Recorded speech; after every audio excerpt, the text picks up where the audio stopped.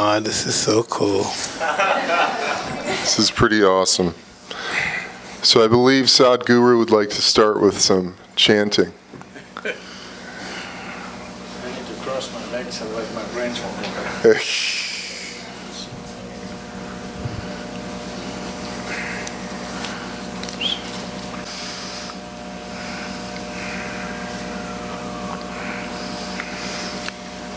Jananam sukadham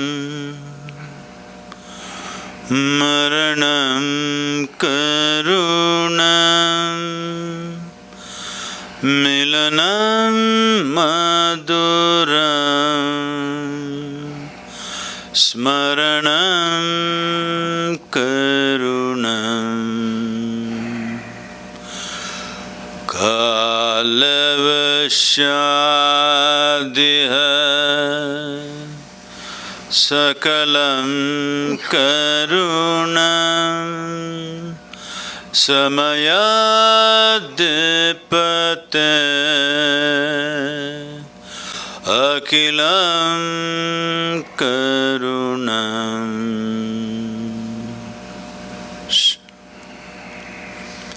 Namaskaram. Good evening, everyone.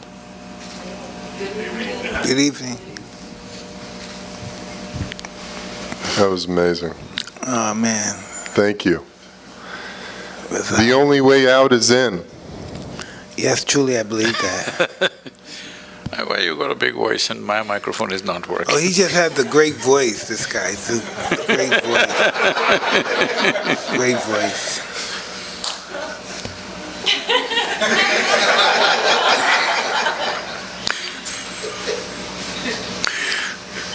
May we begin? How is it? Is your mic okay? As long as it's not about, I'm okay. Okay. There it is. There it is. So tell me, what do you think you're here for? What would you think I would want to talk to you about? I'm sure you did research on me, my life and who I am and all that stuff.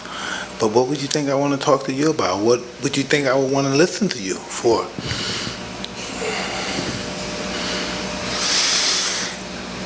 Toughest guys in the world get beaten by life.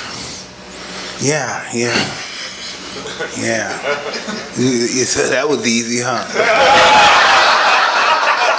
That was so easy, huh? Wow. All my life I thought I was this tough guy. Even recently I was talking about if they say something I'll blow the thing. And I do all this stuff all my life because I'm afraid. And if you tell me what I'm afraid of, I can't even tell you what. Why am I afraid?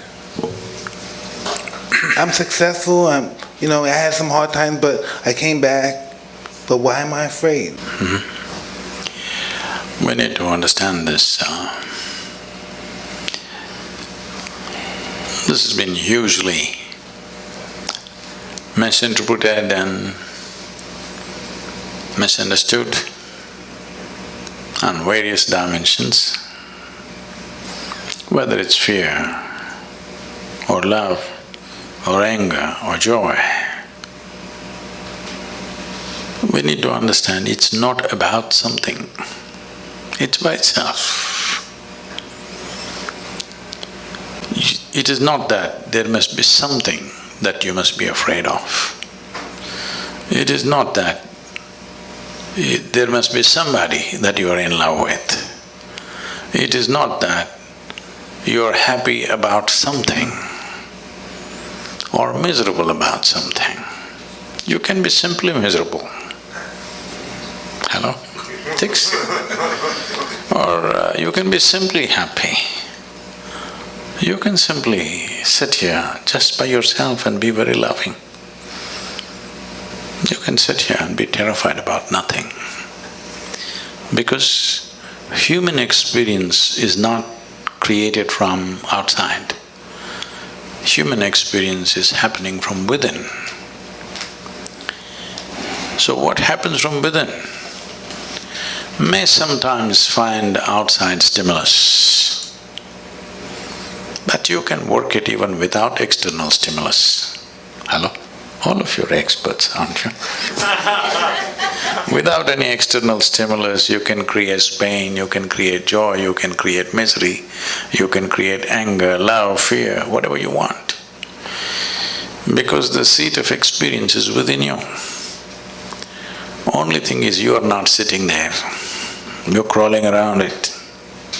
You're supposed to be sitting there on the seat. If you were sitting on the seat of your experience, you would decide what should be the nature of your experience. Right now, because you're crawling around, something happens accidentally. We find an excuse. It's because of this guy I'm suffering. Even if he's not there, we would find somebody else. Hello? If that guy is not there, we'll find somebody else. If that is not there, we'll find something else. So, this is not about something. This is about that you have not taken charge of the seat of your experience, that's all. You just need an excuse. And the world will, of course, the world is quite enthusiastic about providing you the excuses. It will. They will provide lots of excuses. But believe me, if you were alone in the desert, you would still go through all these things without anybody around you, without any threat to your life. Yes or no? So, this is the fundamental flaw with life. Instead of fixing myself, I want to fix the whole world. Well, do what you want. You can't even fix one more person absolutely in your life. Hello?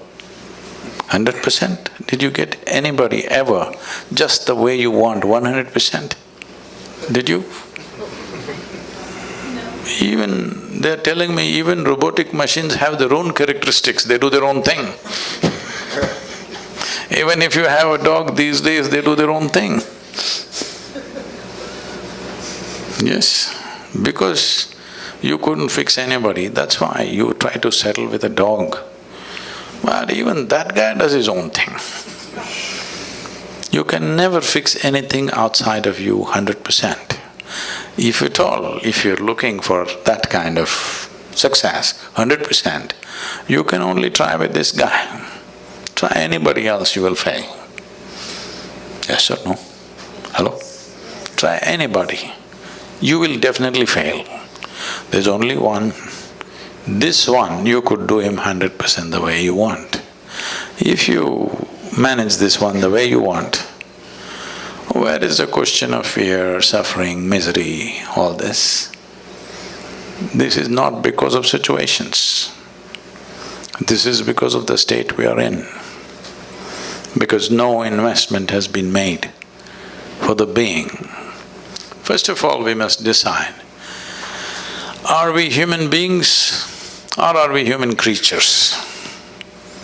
The difference between a creature and a being is, a creature is a consequence of compulsive reactions to everything around us. That's a creature.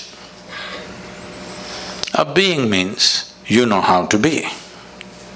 If you knew how to be, would you be blissed out? Or would you make yourself fearful or miserable or what? What's your choice? You must choose, I'm going to bless you just now.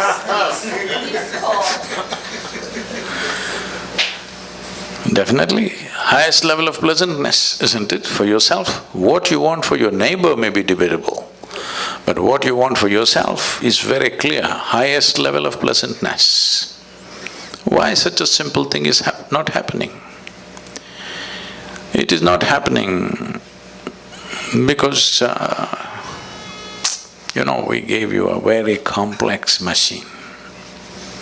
Peak of evolution on this planet is you. If you were an earthworm, you wouldn't have these problems. Just eating, sleeping, reproducing, dying, you were fine. You're doing great as a creature. But you became human. Now it's a very complex machine. But you don't even bother to read the user's manual. Simply somehow you want to do it. Such a complex machine, if you try to do it somehow, accidentally, oh, it will cause much pain. Unable to bear pain, most people have given up on joy and moving towards pleasure. You must understand this. The need for entertainment and pleasure in the world has increased simply because there's no joy. If really human beings were joyful, they would not need so much entertainment and pleasure in their life. Pleasure becomes a compulsion when there is no joyfulness.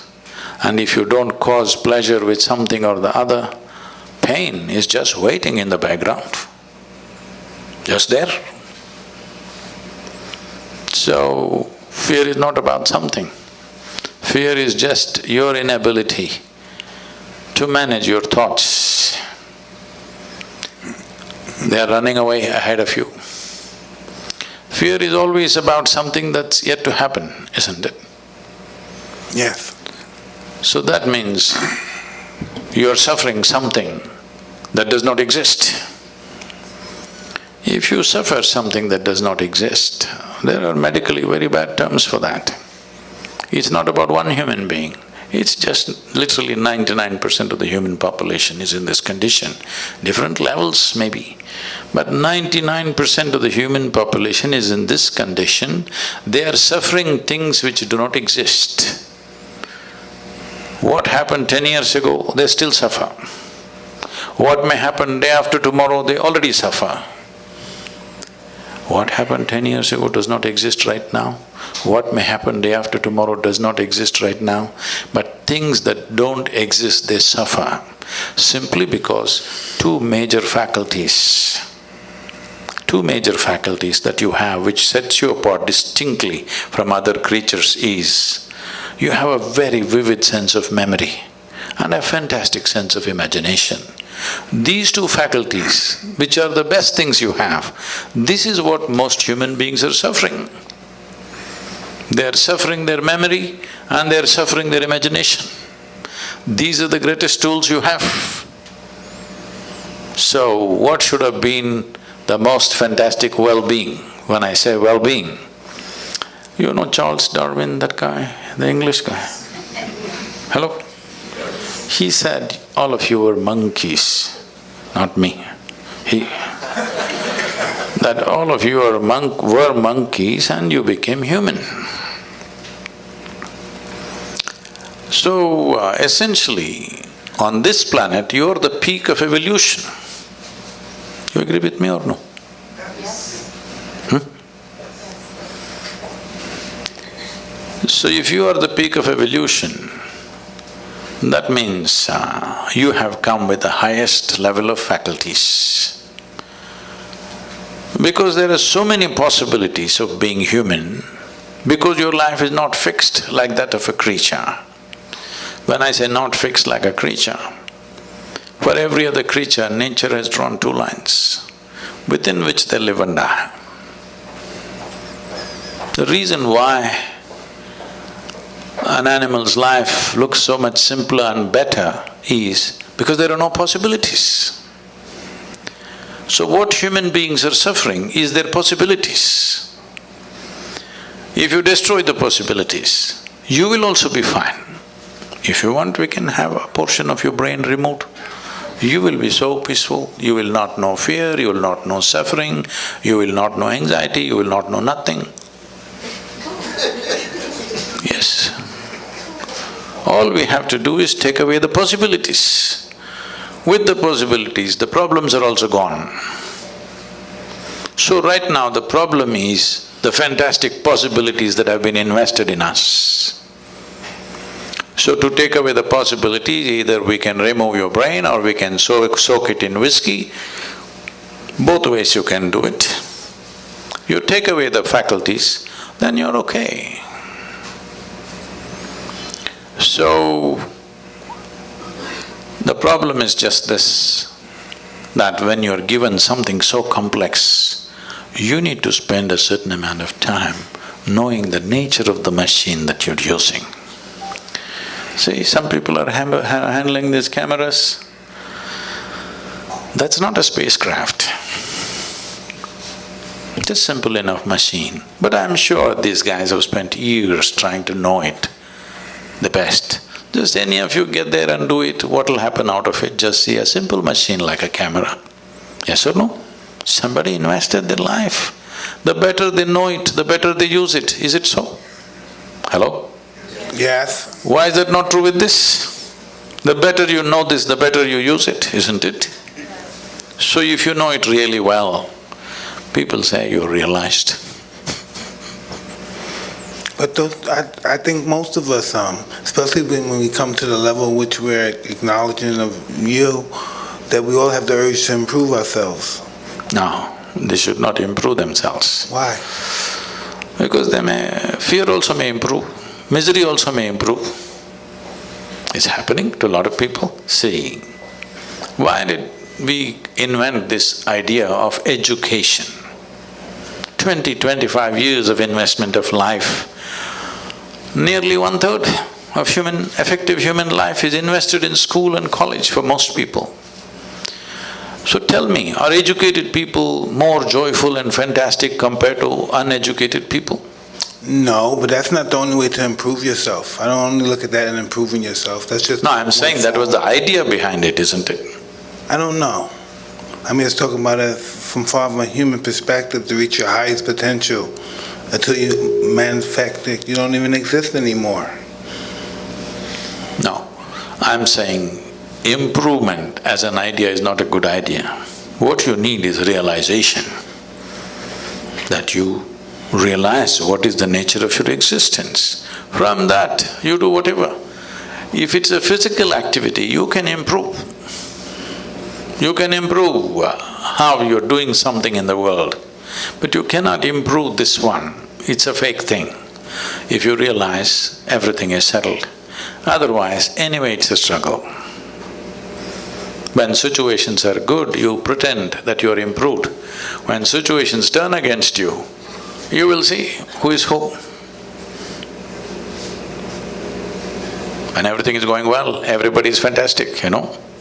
When life turns against you, still are you fantastic? That's the question. I don't know, I think most people take life as it comes. From my experience, I never thought any good would ever happen to me. Just from being brought up in my environment, in my neighborhood, that you always saw bad things, people died, it was just normal seeing people die, seeing prostitutes, just seeing that kind of filth and stuff. It was normal. Matter of fact, it was even honorable because it became so normal. We normalized it. So it's like this. In the yogic culture, we always use lotus flower as a symbolism for human growth and development. Lotus flower grows best wherever filth is really thick. So, why we're using lotus as a example or a symbolism is, this grows well because there is filth. It stays in the filth, but untouched and fragrant. So this is a choice that all of us have. Either we can develop allergy to filth and run away and live in a mountain cave. There also filth will follow you in your head, it won't leave you. Or we can become part of the filth. Or we can blossom into a fragrant flower. This is a choice every human being has every moment of their life. Will they exercise this choice? That is a question mark. Yeah, I'm very flowerful.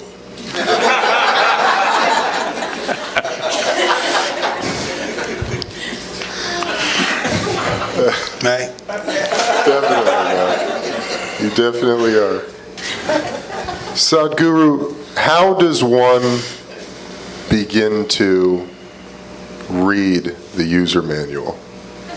So, user's manual means there is a systematic way of observing simple things. When I say simple things, it is a fact that what you call as myself right now is largely the physical body. This is an accumulated dimension of who you are. You gathered it over a period of time, isn't it? That's the food that we've eaten. It's just slowly gathered. So this is called as Annamaya Kosha, that means this is a food body.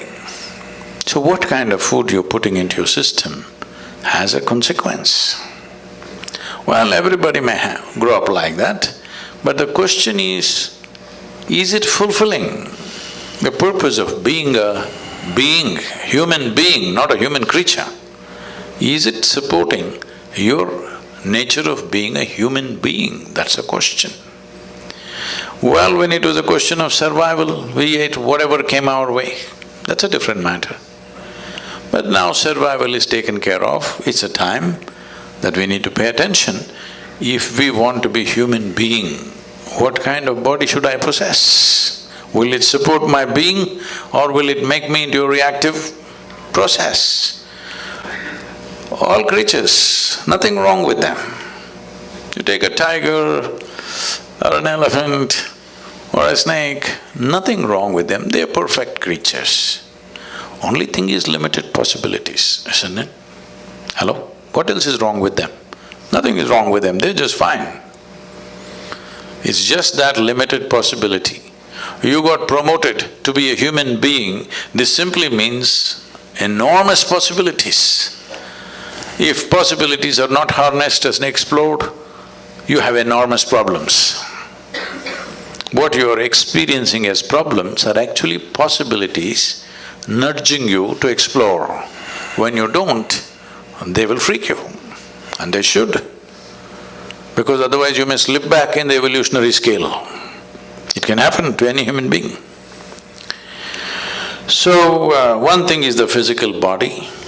Of course, you have a thought process, you have an emotional structure, or let's say the psychological scape. Mind is not just in one place. Every cell in the body has its own intelligence and memory. Actually, in every cell in your body, there is more memory and more intelligence than your entire brain put together. Even million years ago, how your forefathers were, even their skin tone, your body still remembers, isn't it?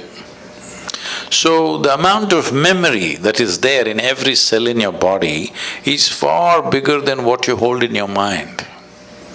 Even if it comes to the complexity of what every cell, the activity that it's performing, your brain is nowhere capable of managing that. So, we don't see intelligence or mind as one place, the entire body. So, this is a body of intelligence. Because people have gotten trapped in their own thought process, they think intelligence is only here. This entire system is full of intelligence, isn't it? Do you know how to manage your kidneys? I'm asking you. You know. Drink a lot of water. No liquor. That doesn't solve everything. Oh, man. Many water drinkers have died too soon. I'm asking, the complexity of any one organ, are you able to manage consciously? No.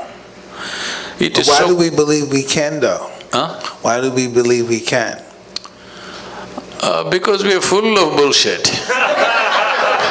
Yeah. We're pretty delusional, pretty much. Yes. Everything that we do not know, we want to believe. We are still not straight enough to come to this place. What I know, I know. What I do not know, I do not know. Whatever I do not know, I believe. Well, you can bull yourself like this for some time. Because, can I tell you a joke? Yeah, please. It's getting too tense here.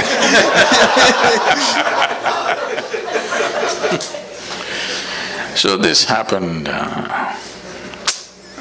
a bull and a pheasant were grazing upon the field. The bull was chomping on the grass and the pheasant was picking ticks off the bull, partnership.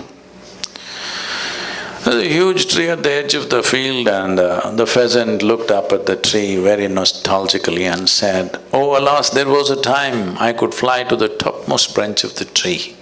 Now I do not have enough strength in my wing even to get to the first branch." The bull very nonchalantly said, "That's no issue. Just eat a little bit of my dung every day, you will get to the topmost branch of the tree within a fortnight. The pheasant said, oh, come on, what kind of rubbish is that? The bull said, really, try it and see, the whole humanity is on it. So the pheasant started pecking at the dung, and lo, on the first day itself he reached the first branch of the tree. Within a fortnight, he did hit the topmost branch of the tree. He went and sat there on the topmost branch of the tree, just beginning to enjoy the scenery. The old farmer who was rocking on the rocking chair saw a fat old pheasant sitting on top of the tree. He pulled out his shotgun and shot the bird out of the tree. The moral of the story is, many times even bullshit can get you to the top, but it never lets you stay there.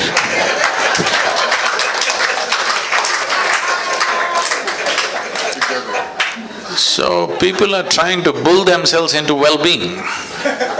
Somehow, tell yourself funny, fanciful things and feel good for some time, but full of fear.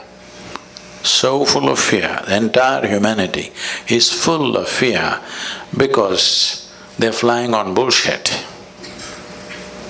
Unfortunately, they create all kinds of authorities which will dish out this bullshit. A time is coming, a very good time is coming, where human intellect has fired in such a way that anything that is not logically correct, most people cannot digest anymore. Slowly we're getting there. So a time is coming when truth will be the only authority. Authority can never be the truth in future. So good times are coming. It's just that we must hurry it up so that it happens in our times. Hey, where are you from? I don't know, but when I come to United States, every time I stand near the immigration lines, they make me stand in a line which says resident alien. Oh, man. No, you told me you're from that town in India. Where that far from the Taj Mahal you were telling me earlier? About? Where you from? Oh, the town? India, yeah. Oh, Mysore. Mysuru, it's called today. Yeah. How did you get on your path? I thought I'm in a chair. No. How did you get on the path to meeting people like this, like us? How did we get engaged? How did you start doing this? What made you believe you can do this? Again, you're talking about belief. Let me clear that first. See, belief means just this. I believe in this or that means, I don't know, but I'm bullying you. Why can't I say I don't know? What's the problem? I do not know is a tremendous possibility in human life. If you see I do not know, naturally the longing to know will come, seeking will come, the possibility of knowing will come. Whatever I do not know, I believe, that means you will never know, you will just go on with your own stuff.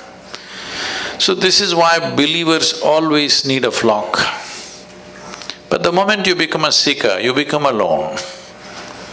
Because if you are the only person who believes something on this planet that nobody else believes, you will feel like a bloody fool. You need 25 people around you who believe the same thing. Now you say, eh, all kinds of rubbish. But when once 25 people gather around you and all of you believe the same thing, boo, confidence without clarity will come. Confidence without clarity is a great disaster that has unfolded upon humanity. It's mainly because of belief systems, mainly because people have become unwilling to see what I do not know, what is the problem? So, in the yogic culture, we evolved a method. We always identify with our ignorance, never with our knowledge. Because in this cosmos, nobody knows where it begins, where it ends. In our perception at least, it's a limitless space. In this space, even if you grind all the libraries on the planet and pour it into your head, still what you know is just a speck in the universe. If you identify with that speck, you will become that speck. Because whatever you identify, you become that, isn't it? But our ignorance is boundless. If you identify with your ignorance, you will become boundless. So, what I am doing is not because of my confidence, because of clarity. I don't have any clarity. I just know what I want and I see it and I consume it. But I don't look at it from a clarity perspective. I don't look at it from a educational perspective. I just know I have to have that in order to establish my life the way I would want it to be. I just don't have no understanding of it. I just know it has to be possessed by me in order to function the way I would like to function. See, clarity is on various different levels. Well, you've been in a sport where if you did not see things clearly, you were down, licking your own sweat and blood. There was clarity, otherwise it wouldn't work. The clarity of why I'm existing, not the clarity of why I'm fighting as a child. No, I'm just saying, clarity is at different levels. Yeah, exactly. I'm saying, any sport for that matter, without clarity you wouldn't be able to function. So, without clarity, there is no successful action in anything. Now, if we are talking about clarity about life itself, have you paid attention to life, first of all? First of all, where is life? These days, if somebody says, my life, you will have to sieve through many things. They may be talking about their dog. They may be talking about their husband and wife. They may be talking about their children. They may be talking about their career. They may be talking about their wealth. They may be talking about their car. We don't know whether they may be talking about their property, their home. We don't know what they're talking about when they say, my life. So let me make this very clear. You have a body, you have a thought process and emotion. But to have all this, fundamentally you're alive, isn't it? You're alive with many accessories. But right now the accessories have become larger than the life itself. Once the accessories become more important or significant than life, then of course everything is topsy-turvy. If you have to walk on your head, it's difficult, of course, because that's not the way life is designed. If you were designed to walk on your head, it would be okay. But you're not designed to walk on your head, you're trying to walk on your head. It's hard. If something happens, people suffer. If nothing happens, they will suffer. If they're poor, they suffer their poverty. You make them rich, they'll suffer the taxes. They're not educated, they suffer that. Put them to school, endless suffering. Not married, they will suffer that. Get them married. I did not say anything.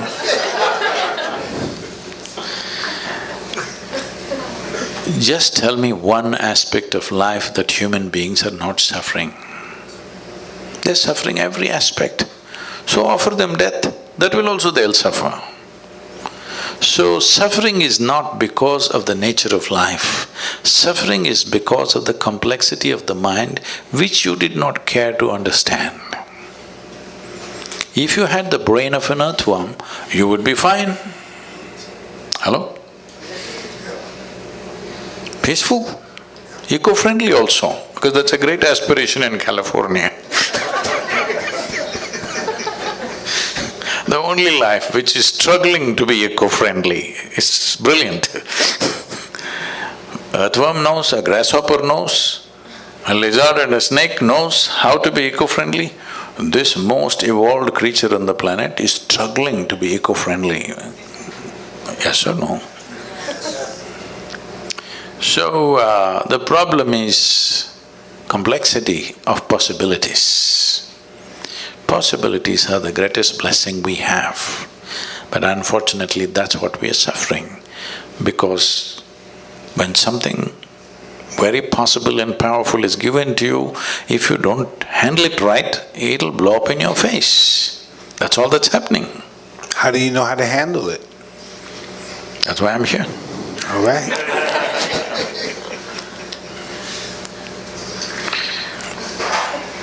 It's not that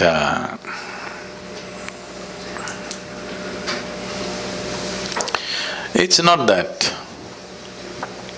if let me put it this way, if because of the number of things that I do across the world, more things are going wrong with my life right now than any of your lives, okay? Really, too many things. Just I want you to imagine running a foundation where there are over 9 to 11 million volunteers doing all kinds of things. Volunteers means nobody knows what to do, but they're enthusiastic. Running major projects like this, running massive centers in various places, over 350 centers across the world. If you want to go mad, this is the recipe for life. But you think I will die of stress or madness? No, I'll not. Maybe I'll die of exhaustion, I don't mind. But of stress, no. There are many things. Not everything in your life goes the way you think it should go. I should not be saying this, but because as I'm like this, because it came in my mind, I'm telling you, please treat this with some sanctity. Right now, probably in the next few hours, my father will pass. Okay, I've been monitoring this minute to minute, but he will pass. I spent some time just before leaving with him and I came. I sent my girl back to be with him. So, I'm sitting here talking to you, I'm fine, haven't I? But does it mean to say I don't care about him? Hello? That's not how it is. A very intimate relationship. But this is how I am. This does not mean there's no love in your heart, this does not mean that you're not involved. It is just that you're involved with everything, but you're never entangled. That's the difference. I believe that's our process of life or death or whatever we call it, just the process of what we do, isn't it?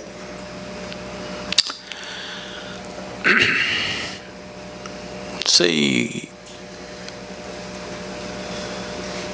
the most compulsive thing in most human beings is they want to draw a conclusion about everything.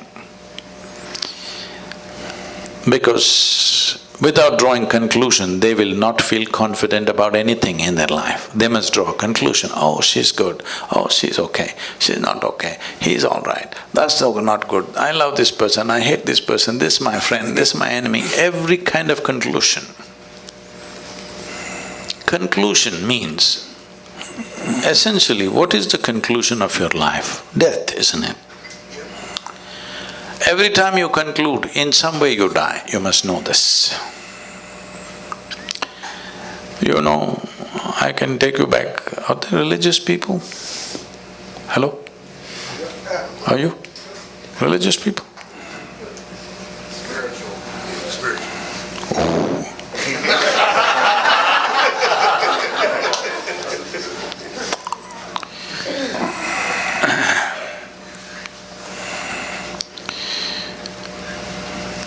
Because people are fundamentally misunderstanding their memory to be intelligence. This is the fundamental problem. Our education systems are designed like this, religious processes are designed like this, largely society is designed like this. Memory is misunderstood as intelligence. If you went to school, I didn't go much, nor did you, both of us are lucky that way. You're right, you're right.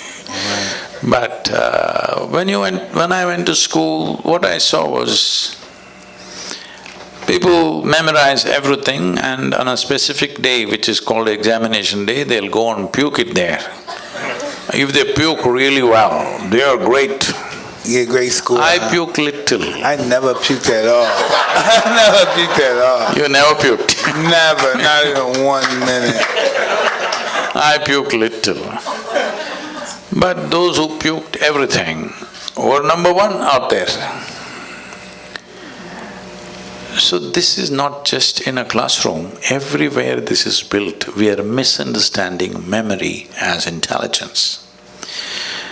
As I said earlier, great times are coming when your memory will mean nothing, because there is a simple phone in my machine which has more memory than all of you put together. Hello? So your memory will mean nothing. But if you lose that phone, your memory will be in trouble too. No, we can have it implanted in the skin. Okay. Yeah. So, what we thought as great value, I wanted to understand how this world has been built, these civilizations and cultures have been built. There was a time when nobody could read, all right? So one guy comes and he opens one book. He's got only one book all the time. Well, if you read 10 books, you become a scholar. If you remember 10 books, people say you're a PhD. If you know one book, you become a representative of God. How's this? Forever it's been happening. This will not work in the future, because my phone will recite all the scriptures put together at one time. Yes, it will. Yes or no? Just because the guy knew how to read, he was acting like a representative of God. Suppose I came to California 1,000 years ago on a bicycle, when nobody had seen a bicycle, you don't know what it is. I came riding on these 2 thin wheels. Wow! I came and parked here and said, I've just come from heaven on this special God-given vehicle. You would all bow down. So after I finish my whatever bull with you, when I want to go and rest, I take away the front wheel and sleep on it, because if any of you learn how to ride, then my heavenly status will go. But a local brat who's good for nothing took this bicycle with single wheel and started riding it all over the place. Now I'm in trouble. This is happening. The Google lady will recite every scripture that you want. We don't know who the hell she is but she can tell you anything you want. She will tell you the meaning also, interpretations also, yes or no? So, just in many ways, because human beings by themselves did not do it, because people did not do it consciously, I think in many ways the technological developments are going to end. A whole level of nonsensical things that have been happening just because somebody remembers something, somebody can recite something, they were elevated, all this will go. Very good times. But in the meantime, when one level of what we believed collapses, and before you attain to clarity, there is a danger.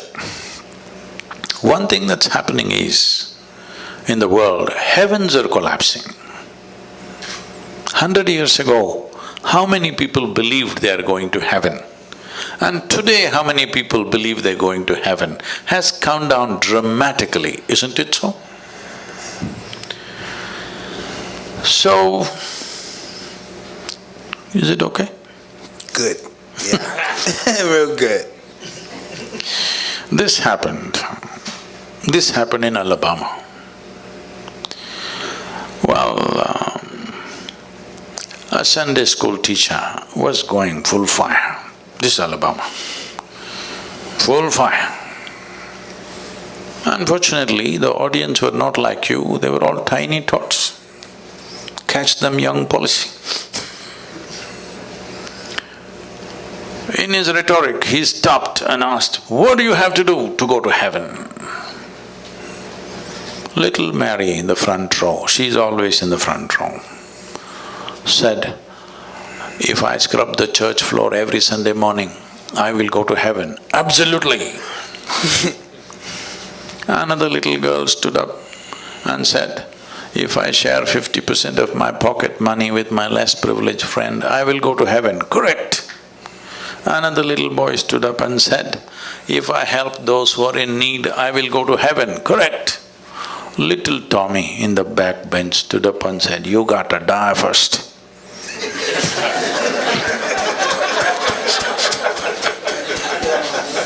That's a qualification. Yeah. You got to die first. So when we die, depending upon your culture, we will either bury you or burn you or cut you and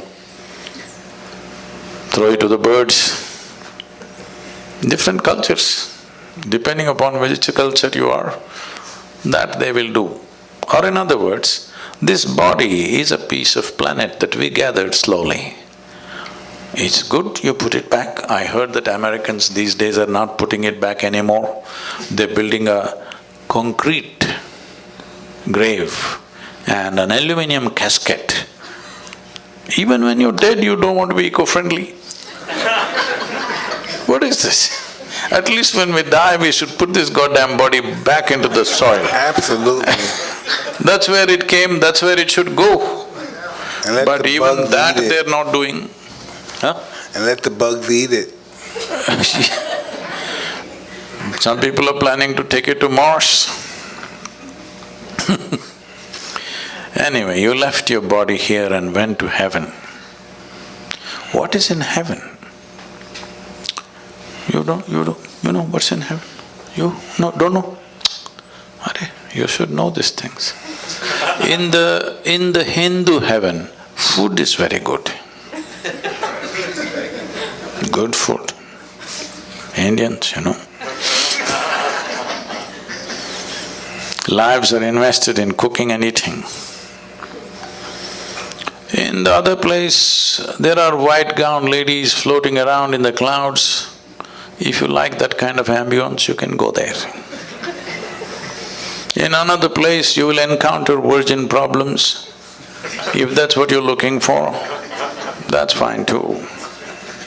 Only problem is, you went to heaven without a body.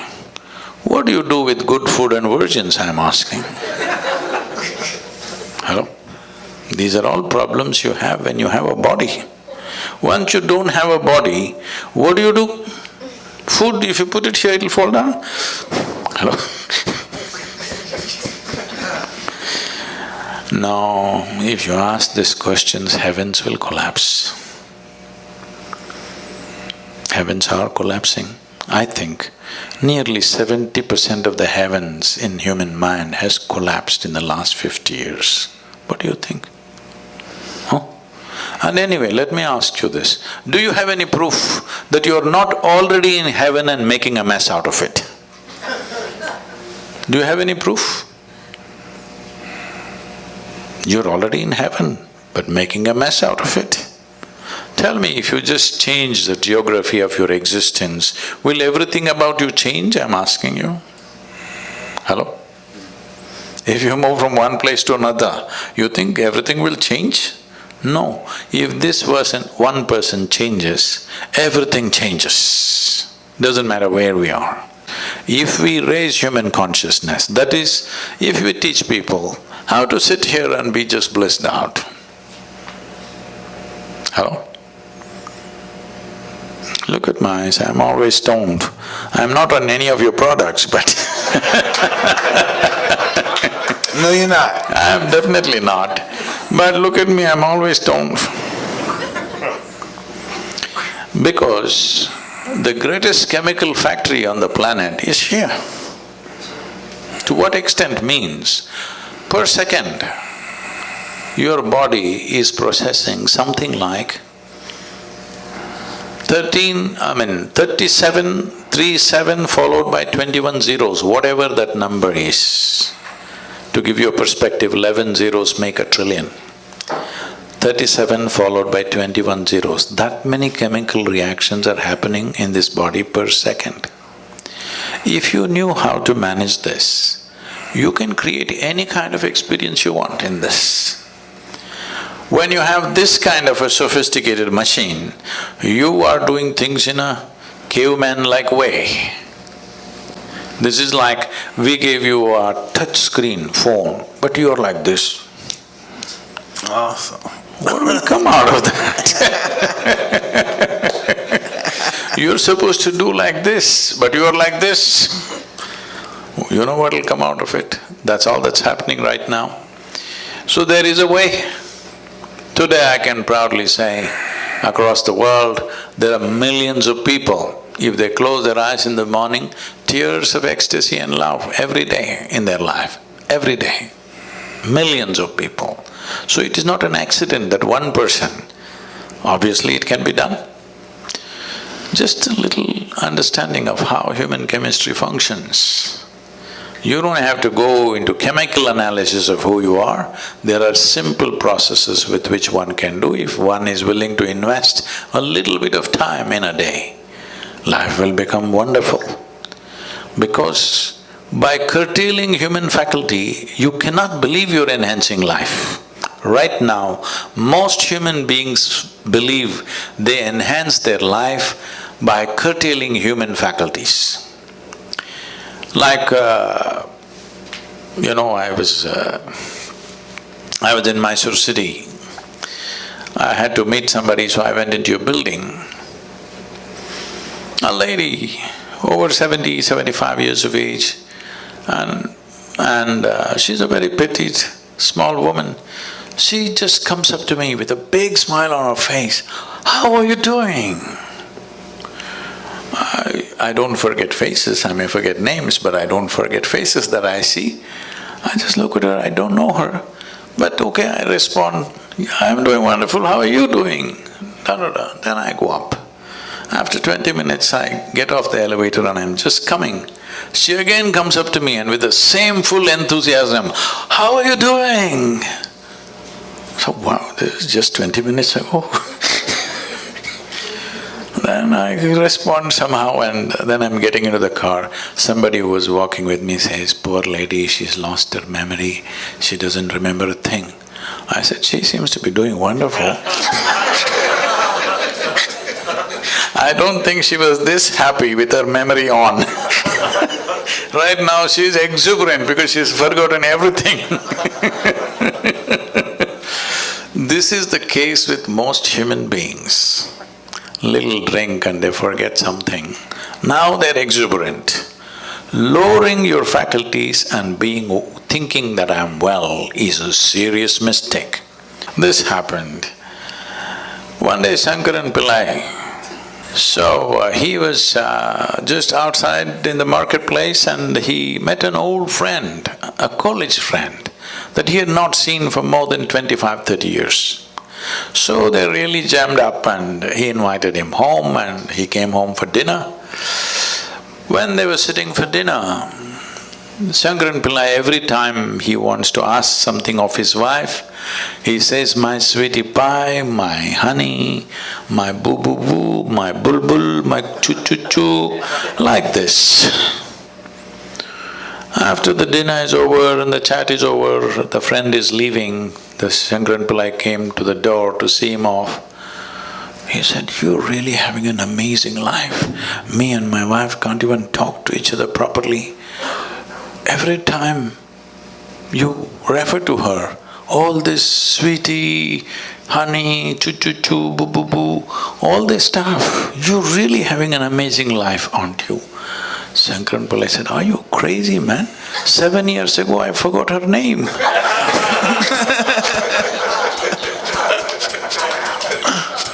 Oh no.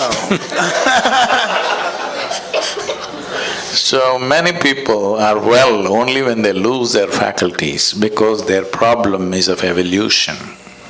Their problem is just that they got upgraded and they don't know how to handle it. So tell us, how many children do you have? How many children do you have? I know you spoke of a daughter. Yeah, we want to know about you. How many children do you have?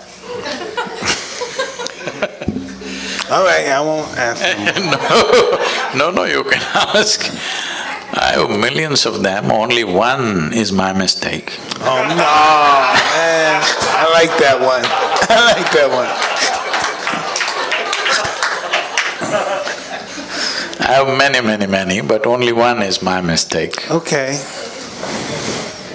Hey, this is really an awesome meeting. I can't even believe you're here. I'm just still in a daze. I'm just really happy to have you here with me and my friend, Eben. This is really almost like a dream come true. We saw you and we were just in the stage of just reasoning with enlightenment, and we saw your story, how you became, one day you came and you fainted and you thought you were there for an hour and you were there for like 14 hours. That's one story that's all. Didn't that happen to you? Yeah, so I thought that was amazing, and so I stayed a great fan, and I stayed following you. And then I was talking to Eben, and I would say, Eben, you think we could ever get him down here? You think he'd come down here and talk to us? We never believed you would do it, and now you're here. That's just, man, so mind-boggling. Thank you, really. So now that you asked this question, how to do the user's manual, about on 27th of October was the Diwali festival. It's a festival of lights in India. Because these millions of people have been supporting me, particularly for the river movements that I've been doing in India. 162 million people supported the movement. It's the largest movement anywhere in the world at any time. So, with money, with volunteering, in many ways they've been supporting us. So I thought on the festival day, let me offer them a gift. And I said, on the Diwali day, if you register in engineering online, which normally costs $150 per person, I said it's free on this day for you. Whoa! 740,000 people registered. It's cost me a few $1 million now. Now, how do you feel about that? How does that make you feel? It's fantastic that so many people were waiting to do it. So now I'm still in the same mode. So for all of you who are here today, we'll offer in engineering online free if you register before midnight today. That's the user's manual. I want you to understand, life is a certain exuberance of energy and a certain amount of time. This is all we have, a certain amount of time and a certain amount of energy. Do you have anything more? Rest is all imagined, isn't it? So this time is simply rolling away for everybody.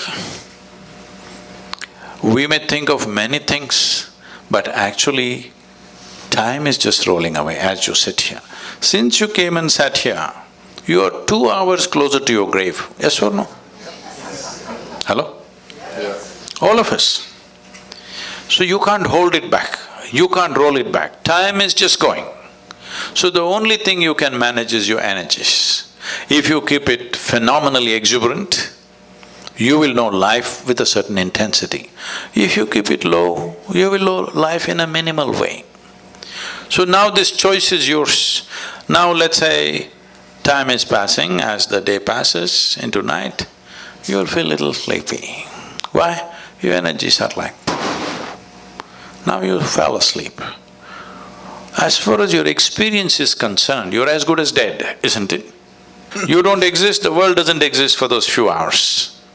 But you woke up in the morning, once again the energy has renewed itself, and this is what you call as life. This renewal of energy and exuberance of energy is what you're referring to as life. So, if you want to experience life, if you want to know life, if you want to really ride this wave of life, your energy should be at the highest exuberance level, or should it be put down? I'm asking you. Hi. Hi. So, you mean a different thing by saying hi. Probably the only one that doesn't smoke marijuana or do any of it. No, I'm not asking you any of those things. So, Oh, This- you're a neat trick.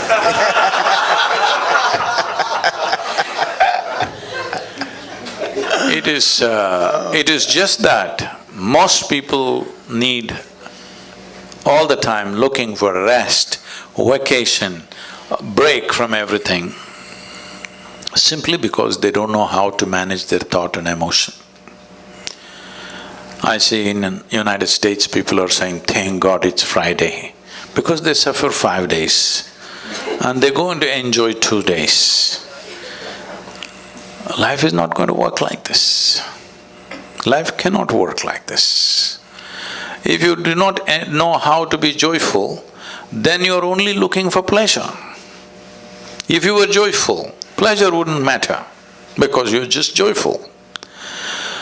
Joy is not a consequence of some activity or something that you get or don't get. Joy is an ambience that is necessary to live life. If you do not know how to be peaceful and joyful, well, you cannot even enjoy your dinner tonight, isn't it? Hello? Can't enjoy a walk on the street. Can't enjoy the few people who are around you. You cannot enjoy anything. You need all kinds of stimulus to find a little bit of pleasantness within yourself. When I say pleasantness, let's understand this. If this body becomes pleasant, we call this health. You want this or no? Yes. You must choose, I'm going to bless you. Yes. You want this body to be pleasant or no? Yes, yes. If it becomes very pleasant, we call it pleasure. If this mind becomes pleasant, we call it peace. If it becomes very pleasant, we call it joy. If these emotions become pleasant, we call this love. If it becomes very pleasant, we call it compassion. If these life energies become pleasant, we call this bliss. If it becomes very pleasant, we call this ecstasy. If our surroundings become pleasant, we call this success. Only to create pleasantness in our surroundings, we need the cooperation of various people and forces around us. But pleasantness of body, pleasantness of mind, pleasantness of emotion and energy is 100% your business. Yes or no? I agree. So, if you want to make this your business, before midnight you must register for In Engineering Online. It's free, otherwise tomorrow morning you can pay and register. Oh, man. That's awesome. Well, this has been such a treat, and before we wrap this thing up, we have time for a few questions. All right. Not you, them. No, I'm just checking if you want. Hi, thank you so much. Sadhguru talked about the Annamaya kosha, which is the body kosha. There are 5 koshas in the applied yogic sciences, which work the entire system of the body, from the mind to the heart to the breath to the energy. I need all that. And the heart. There are thousands of years of manuals, from classical yoga, which is just meditation, to hatha yoga, to the tantrika, that provide ways of being that Sadhguru has expressed the top of tonight. So it's not an abstraction at all. It's just like what you guys do on Hotboxing, which is break down how you get to the soul of yourself by moving through your ego, by practicing goodness towards others. So That's real tough, too. It's a difficult process. For me it was, for me. No, the thing is this.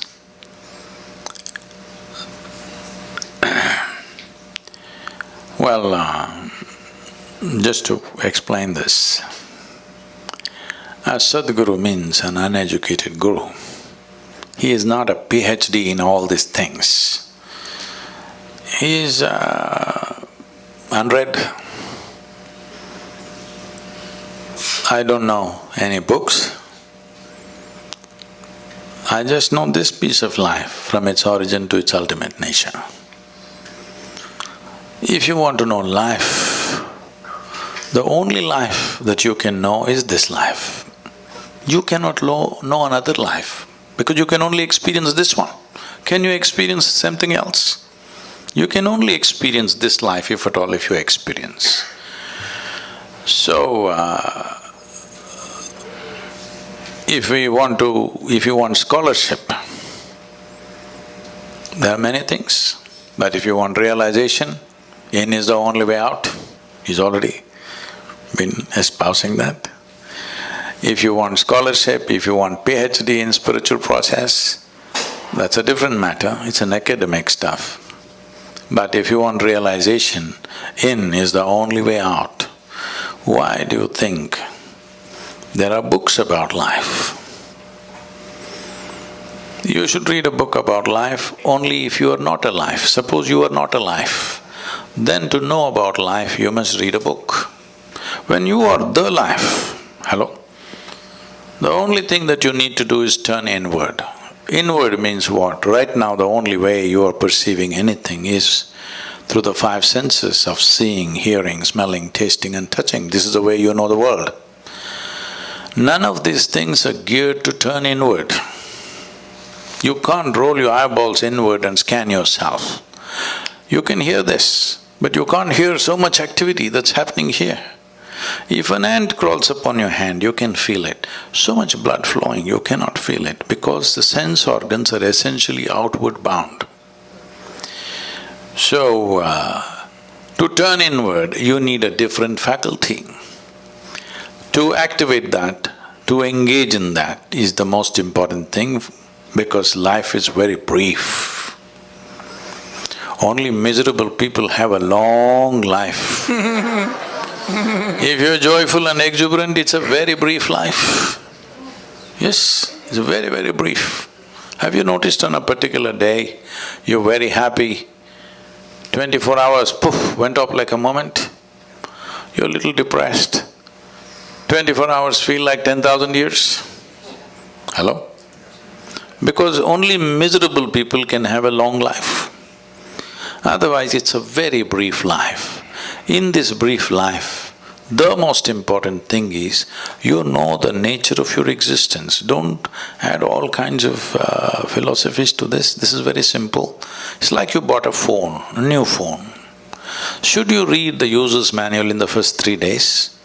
Or should you read it after 3 years when you're discarding it? This is all. The first 3 days if you read it, you'll use the phone effectively, isn't it? To use this effectively, quickly, as quickly as possible, we must get this. Then we live life without you being an impediment in your own life. Other impediments are always there.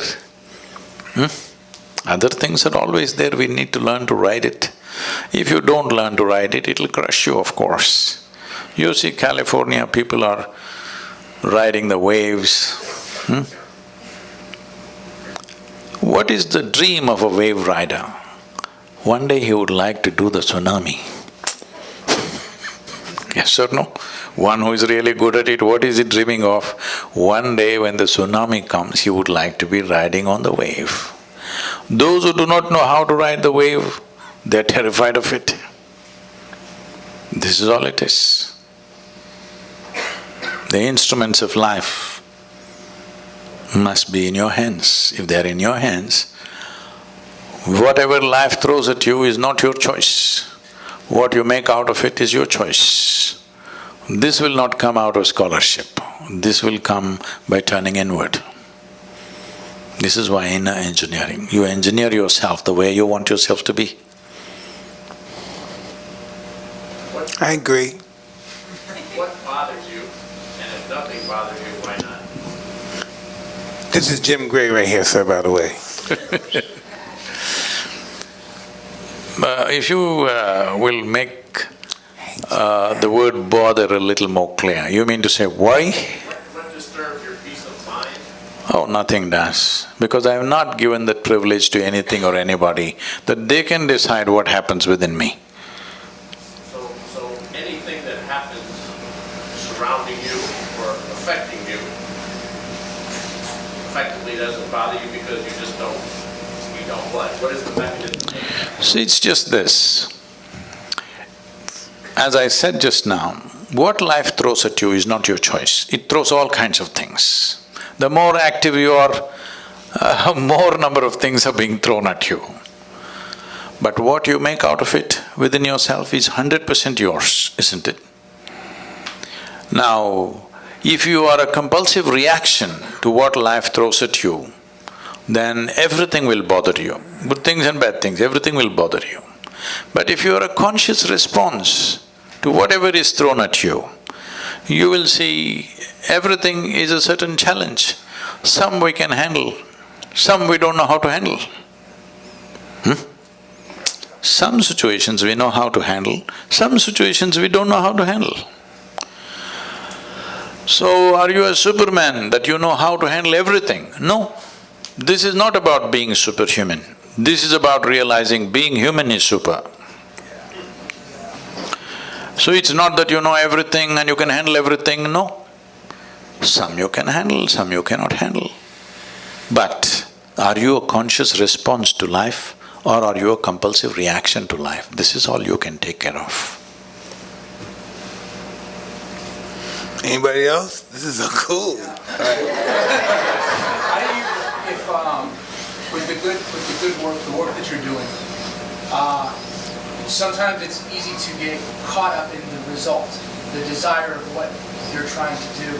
How do you detach, but at the same time help? I'm using these simple things. But how do you You've been reading Indian stuff, huh? You've been reading Indian stuff, that's why this detachment and all that. Tell me, can you experience anything in this world without involvement? If you're not involved, how will you know anything? You cannot experience anything unless there is involvement. The more profound your involvement is, the more profound your experience of life is, isn't it? So where did this detachment come? This is because you got entangled and it hurts. Now somebody told you remain detached. See, if you want to really detach from life, you must be dead. That's efficiency. Hello? You know, I was doing a program and this lady stands up to introduce herself. And she says her name and says, I've come from Singapore. In the last 2 years, I committed suicide 5 times. I said, stop. I said, at this level of inefficiency, you are not getting anywhere in your life. 5 times you committed suicide and you're standing here, I don't like that. I like efficiency, hello? Whatever the hell you want to do, at least you must do it well. So, because you got entangled and it hurt you, now you're thinking detachment. No, without involvement you will not know a damn thing in this life. If you want to detach, the best thing is death, you're detached. Why are you here and trying to be detached? It is just that, as I said earlier, your problem is you're trying to experience something which is not yet. That is, you are having a mental diarrhea. You are suffering a mental diarrhea and you think you're engaged with future. You're never engaged with future, I want you to understand. You're never engaged with past or future. You're just having a mental diarrhea, isn't it? Hello? Right now, can you live what happened yesterday? No, in your mind you can have mental diarrhea and think it is actually happening again. Or can you live what may happen tomorrow? But you can have mental diarrhea and believe that actually you're experiencing it. Because you don't have a distinction between what is psychological reality and what is existential. This is the problem. You are mistaking your psychological drama to be life. Your psychological drama is not life. Right now, unfortunately, a whole lot of human beings have gone into this. They misunderstand their thought and emotion as life. No, it's just your thought and emotion. They're supposed to play the way you want, but you are playing the way they want.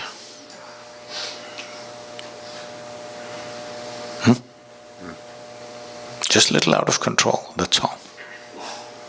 Don't weave a philosophy out of an ailment. I was thinking when you were saying, like on myself, like we almost, let's just go to another perspective. Myself, what's the image of myself? What should be my illusion of myself? No, what should be my illusion of myself just as a human being functioning in the world with life? What should be my illusion of myself? Should I be a nothing or should I be glamorous, magnanimous, powerful? What should I be? See, what social qualities we need to exist here well, let us not misunderstand that as life. This is just little sense. We are among people, we must be in a certain way, so that it works for you and me. If I do something that works only for me, not for you, you will make sure my life is miserable somehow. Yes or no? Hello? I can trust you on that, come on. If every day we are transacting about something and I make my transactions in such a way it's only beneficial for me, not for you, will you make my life miserable or no?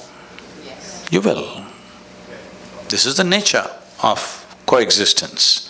So when we are here together, it's important we function in such a way that whatever we do, it benefits both of us so that this transaction can go on. Whether it's marketplace or marriage, both the parties should benefit, otherwise it'll die, isn't it? So do not misunderstand this understanding or this simple sense as human nature. No, this is just simple sense. If you were living in the jungle alone, you would live one way. You live with certain number of people, you will live another way. You live with a large number of people, you live completely different way. This is just simple sense of adapting to the existence we are. So, do not understand this as the nature of your life, no. This is just sense. Some people figure it out early, some people figure it out later, but this is just sense. Well, Thank you. thank you so much, Sadhguru. We're out of time. Out of time. Out of time. But I want to thank you guys again so much for coming. Thank you, Sadhguru, and your incredible team.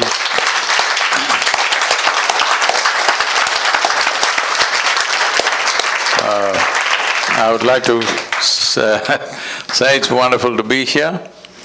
I watched Mike fight way back, and this may sound little off, but at that time, there were no televisions in India. We used to get 8mm films to play on the wall, project on the wall. So this would go cut like that, you know. He was fighting like this.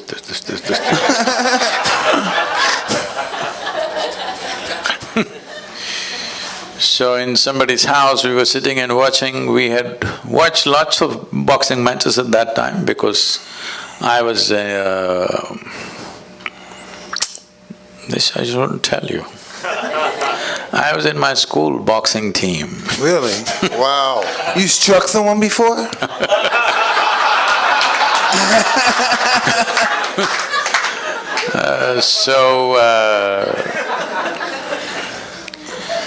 So on that day, when I watched probably the first time when you won the heavyweight, when we saw that and much debate was going on, I said, well, this guy could rule the boxing ring if he only maintains his balance. Because I saw a talent which I was just watching your interview today, which I think you're that wonderful man who took you up and transformed a street brat into your champion. Yes, he did. Yes, he did. He did. So he saw the talent too, I'm sure, and that's why he invested himself. It's fantastic. It's just this. Every human being, many things are hidden within every human being. Not everybody, unfortunately, gets the situational opportunities to shine. It's happened wonderfully in your life. Well, other things have happened. Though you came up with at most disadvantage, you turned that into a phenomenal advantage in some way. But I hope the next part of your life will be more enlightening and more contributing to everybody's life, because whatever talents we have, whatever intelligence we have, whatever capabilities we have, they will find maximum benefit to ourselves and to everybody. Above all, balance. If that one thing is there, everything else will find expression. If we lose that one thing, our talents and our capabilities unfortunately will turn against us. Right now, human beings are only suffering their own intelligence. If they had no brains, they would be fine. They're suffering their own intelligence simply because there is no balance. It is time that all of us in some way bring balance to ourselves and to the world around us, so that human genius really flows without too much struggle. Right now, to find expression to human genius, people are going through enormous struggle, and slowly people are believing that unless you struggle, it won't come out. No, it can be done very joyfully, wonderfully, blissfully, if only balance is created. So let's invest in this, that this generation and the coming generations are far more balanced within themselves. If this one thing happens, you will see an incredible generation coming up. Let's all be a part of making that happen, considering being born in an extreme disadvantage and how you turned it into what you did. At the age of 20, being a world champion happened in spite of all the disadvantages. So, all of us together should invest in making this happen for many, many more of the next generation. Thank you very much. Thank you. Thank you. Thank you.